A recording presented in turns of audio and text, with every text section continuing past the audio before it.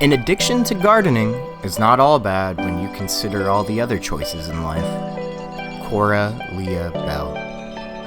Last week we left off on the topic of timing, and this week we start with it, and the ever-important last frost date. We don't know yet the last frost date for 2025. The optimistic in my area will think it's April 1st, and the pessimistic lean towards the middle of May, leaving about 45 days in between when the date may actually occur.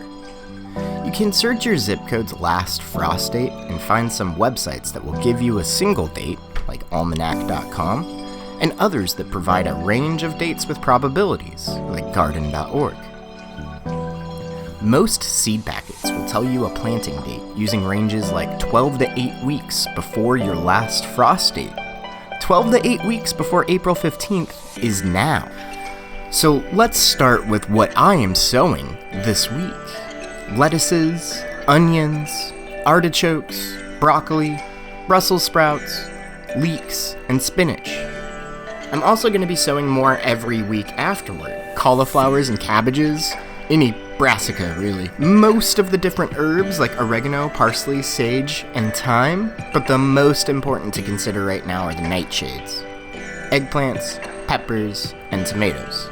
They need to be planted in the first few weeks of February if you want a really productive plant. Gardening is full of mistakes, almost all of them pleasant, and some of them actually instructive. Henry Mitchell. There is a lot of seed starting equipment out there, and I've bought a lot of it in the past. Not all of it is necessary, but a lot of it is really nice to have. We'll start with seed trays, and these come in all shapes and sizes. I like these hex plugs from Jiffy. The plastic isn't the greatest, but the dome and the base tub with the 72 plugs, that's pretty hard to beat. I also like these silicone 8-pack seed trays, designed to break down more slowly than the plastic in the previous trays.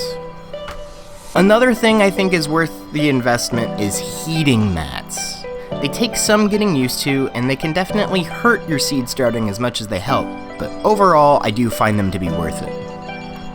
And the last thing to consider will be the growing lights. While it may be possible to germinate seeds using a south-facing window, I can guarantee you're going to have a better time using a light.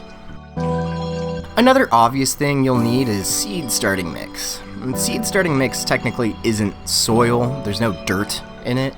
And I have videos about it you can watch, but you really should just be making your own at home using perlite, vermiculite, coconut coir, or peat moss. It's important to pre-moisten your seed mix. You want to start with fairly moist substrate. Ideally, you do not add any more water until the seedlings emerge from the soil. Okay, now watch me as I dart some seeds here. And follow these steps. Follow the instructions on the seed packet for the correct depth. Use a seed dibber to properly measure seed depth.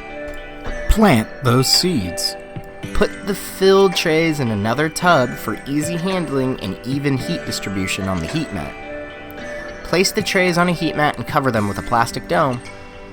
Once the seeds germinate, remove that plastic dome.